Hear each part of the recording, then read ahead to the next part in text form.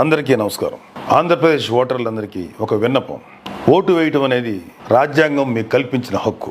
మీరు ఏ వ్యక్తినైతే ప్రభుత్వంలో నిలబెట్టుకోవాలనుకుంటున్నారో, ఏ రాజకీయ పార్టీని అధికారంలో తీసుకురావాలనుకుంటున్నారో ఆ వ్యక్తి మీ జీవితాన్ని శాసిస్తాడు. మీరు కట్టుకునే బట్ట నుంచి, మీరు తినే తిండి దగ్గర నుంచి మీరు ఎలా బతకాలనేది నిర్ణయిస్తాడు.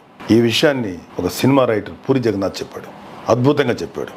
నిజమే. తెల్లారులేస్తే నువ్వు ఎలా బతకాలి, నువ్వు ఎట్లా ప్రయాణించాలి, ఎలా నిద్రపోవాలి, నువ్వు ఎలాగా వైద్యం తీసుకోవాలి, ఎలాంటి సిస్టంలో నువ్వు బతకాలి, నీ జీవితం ఎలా నిర్దేశించుకోవాలి అనేది మన చేతిలో ఉండదు, ప్రభుత్వం చేతిలో ఉంటుంది. కాబట్టి మీరు ఎన్నుకునే ముందు మంచి ప్రభుత్వాన్ని ఎన్నుకోండి.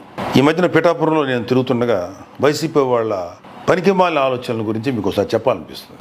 ఇదివరకు ఓటర్లకు డబ్బులు ఇచ్చి ప్రభావితం చేసేవాళ్ళు. ఇప్పుడు అలా కాదు. ఎక్కడైతే ఓడిపోతాము అనే డౌట్ వచ్చిందో అక్కడికంతా వెళ్ళి ఓటర్లకు డబ్బులు ఇచ్చి ఓటు వేయమని అడగట్ల. మీరు దయచేసి